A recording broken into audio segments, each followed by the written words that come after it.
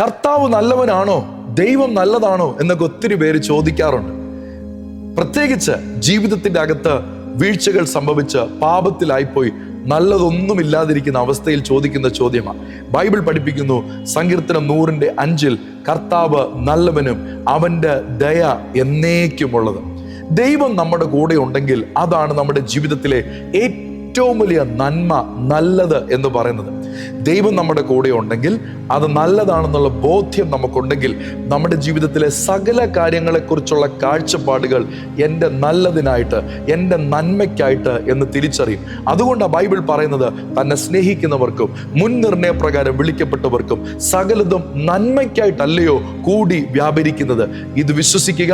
ജീവിതത്തിലെ എല്ലാ സാഹചര്യങ്ങളും മാറി മറിയും. തിന്മ എന്ന് നിങ്ങൾ വിചാരിക്കുന്നത് നന്മയാക്കി മാറ്റുന്ന ദൈവത്തിൽ വിശ്വസിക്കുക.